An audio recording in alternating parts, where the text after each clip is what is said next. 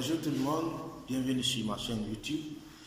Aujourd'hui, nous allons voir ensemble la résistance des matériaux, un cours très intéressant que je vous invite à vraiment faire l'effort pour pouvoir bien comprendre. C'est un cours indispensable pour tout technicien du domaine technique, je vais dire. Voilà, c'est un cours indispensable et donc je vous invite à bien faire attention à ce cours qui nécessite beaucoup de calculs. Voilà. Donc la résistance des matériaux, c'est un cours qui traite des caractéristiques mécaniques et physiques des différents matériaux que nous utilisons dans la construction.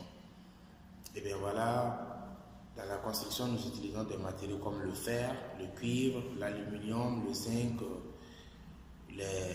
également les thermoplastiques comme les PVC, les élastomères. Et du côté des thermodurcissables aussi, nous utilisons la terre cuite pour le remplissage des maisons. Et nous utilisons également les céramiques. Voilà. Et donc, c'est un cours très important. Et nous allons voir ensemble ces différents matériaux que je viens de citer. Par exemple, des matériaux, nous avons le fer, le cuivre, le zinc, l'aluminium. Du côté des thermoplastiques, nous avons le PVC, l'élastomère. Et du côté des thermodurcissables, nous avons la terre cuite et la céramique. Donc, quel est le but? Le but réel de la résistance des matériaux. Le but réel de la résistance des matériaux, c'est de connaître les caractéristiques mécaniques, comme je l'avais dit tantôt, caractéristiques mécaniques et physiques des matériaux. C'est-à-dire leurs limites d'élasticité, les limites de plasticité, les limites de résilience, voilà, les degrés de perméabilité. Voilà, donc c'est un truc comme ça. Donc l'étude de la résistance des pièces mécaniques. C'est ça le but de la résistance des matériaux que nous appelons très souvent RDM. Et donc voilà, nous allons voir ensemble les hypothèses. Comme hypothèse, nous allons considérer dans les calculs que le matériau a une continuité de la matière, c'est-à-dire il n'y a pas de failles, il n'y a pas de petits défauts liés à la fabrication. Voilà, le matériau est continu. Également, nous avons l'homogénéité du matériau. Le matériau est homogène. Le matériau ne contient pas beaucoup de choses. Évidemment, c'est une théorie qui n'est pas applicable au béton armé, car le béton armé est composé du fer et du ciment. Donc, on ne peut pas appliquer cette théorie au béton armé. Également, nous allons supposer que la section de la poutre que nous allons étudier est soit constante ou soit progressive. Donc, tout ça, c'est des hypothèses de calcul dans la résistance des matériaux. Alors, très rapidement, nous allons voir ensemble les différentes sollicitations en RDM. Voilà, j'ai essayé de résumer, bref, sur le tableau. Nous avons la traction simple. La traction simple, qui est lorsque une poutre est sollicitée par des forces qui tendent à les tirer, à la tirer et à les séparer en deux. Voilà.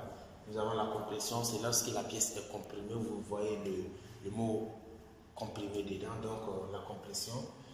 Et nous avons la flexion simple, qui est lorsque une force tend à déformer la pièce suivant sa plus grande longueur.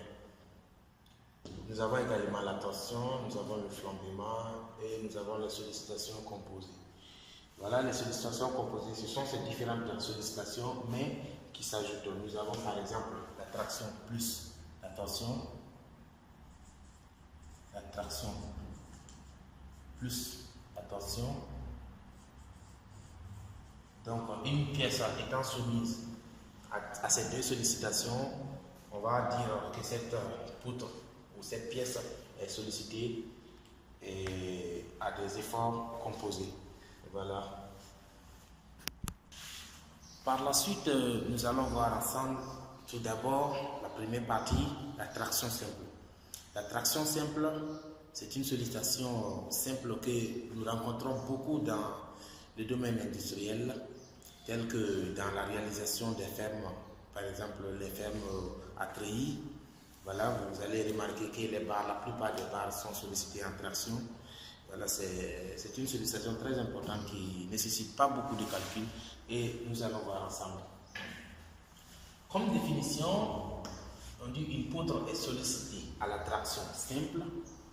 C'est la traction simple. Lorsqu'elle est soumise à des forces directement opposées, directement opposées au centre de surface des sections et tendent à l'allonger. Voilà, je l'ai bien souligné ici. C'est dans la définition, la partie la plus importante, c'est ça. Tendent à l'allonger. Donc, lorsque deux forces directement opposées tendent à allonger une pièce, comme ça, voilà, on dit que cette pièce, cette dernière est sollicitée à la traction. Voilà, cette dernière pièce est sollicitée à la traction. Voilà, donc c'est toute la définition comme ça. Nous allons passer aux différentes formules pour voir comment est-ce que nous calculons l'effort de traction. Voilà. Voilà, avant de passer aux différentes formules, nous allons voir ensemble le C de traction. Le C de traction, c'est un procédé mécanique que l'on élabore sur une éprouvette pour essayer de voir quelle est la force de traction dont dispose son matériau. Voilà. Et donc, cet essai consiste à mettre une éprouvette entre deux tendeurs qui vont essayer de tirer sur l'éprouvette pour briser sa section en allongeant. Voilà. Donc, si on augmente les efforts au niveau des extrémités, c'est-à-dire si on tire sur l'éprouvette, vous allez voir que le diamètre de l'éprouvette va commencer à se rétrécir. Voilà, ça va se rétrécir comme ça, tout doucement, jusqu'à la rupture, jusqu'à ce que l'éprouvette, excusez-moi, se coupe ici, à son milieu, à cause de l'effort de traction. Voilà, donc nous avons essayé de tracer la procédure suivant une courbe. Donc, nous voyons que la courbe peut être divisée en deux niveaux. Voilà. La courbe peut être divisée en deux niveaux. Nous avons la zone B et la zone A. Donc, la zone A, c'est la zone de la déformation élastique, c'est-à-dire si on arrêtait d'agir sur l'éprouvette, elle va reprendre sa forme initiale. Voilà, c'est comme si elle était encore élastique. Mais lorsque l'effort atteint la zone B, l'éprouvette n'arrive plus à retrouver sa forme initiale. Donc, on dit que l'éprouvette est rentrée dans la zone plastique. Voilà. Donc, en ce moment, l'éprouvette n'arrive plus à revenir à sa forme initiale, qui est la zone élastique. Et donc, à ce niveau, nous pouvons déterminer des trucs. Ici, nous avons sigma E qui veut dire la contrainte de l'élasticité ou la contrainte admissible, voilà, de l'éprouvette ici. Et nous avons également la résistance, voilà, la résistance mécanique RN. Voilà, donc la résistance à la rupture. Voilà, donc c'est les deux trucs que nous pouvons retrouver ici dans la courbe. Nous continuons toujours avec les formules. Voilà les formules de traction. Nous avons sigma et la contrainte de traction. La contrainte de traction qui est égale à l'effort normal divisé par la section. Voilà la section de la poutre. Voilà la section de la poutre qui doit être inférieure à sigma E, la limite élastique, divisé par le coefficient de sécurité. Ça, c'est le coefficient de sécurité. Le coefficient de sécurité, quelle est son utilité? Voilà, le coefficient de sécurité essaie de nous éloigner un peu de la zone, la limite de la zone élastique. Voilà. Donc, si par exemple votre sigma est égal à 200, 40 mégapascales. Voilà, si nous prenons par exemple un coefficient de sécurité S égale à 2, et rapidement vous allez voir que ici, ça va diminuer jusqu'à la moitié. Voilà donc le rôle du coefficient de sécurité, c'est de nous éloigner de la limite élastique. Voilà. Et également, la même chose, la contrainte admissible est égale à le module de Young. Le module de Young qui est le module longitudinal, multiplié par epsilon L. Epsilon L qui est L moins L0 qui veut dire delta L. Ça revient à delta L qui est ici, delta L sur L0. Et c'est ça qui est epsilon L. Epsilon L. Et également, le pourcentage d'allongement dans plusieurs exercices, nous voyons qu'on nous donne seulement le pourcentage d'allongement. Voilà, il faut bel et bien savoir que le pourcentage d'allongement est égal à delta L multiplié par 100 simplement. Ensuite, nous voyons que le raccourcissement diamétral divisé par le diamètre final est égal à coefficient des Poisson. Ceci est le coefficient des Poisson.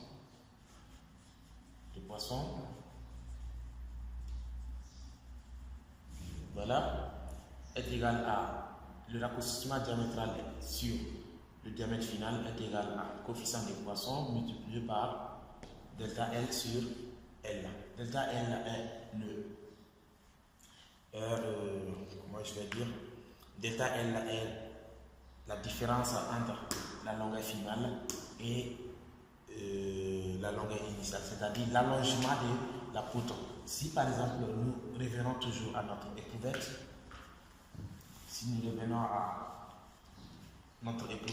mais dans ce cas nous allons prendre simplement une barre, qui est élancée et sollicitée à ses extrémités à deux forces F et moins F. Vous allez voir donc que si nous appliquons les forces, la barre aura tendance à se déformer. Donc ça va venir comme ça. On va le faire à l'interrompu. Donc elle va s'allonger. La barre va s'allonger dû à l'effort de traction. Donc qu'est-ce que nous remarquons? Nous remarquons que la barre augmente de longueur. La barre augmente de longueur et baisse, c'est-à-dire rétrécit le diamètre. Voilà, si la poutre est circulaire, bien sûr. Voilà, si la poutre est rectangulaire, voilà, ça diminue la section, voilà, de ce carré. Donc, nous voyons que la poutre augmente, gagne en longueur et diminue le diamètre.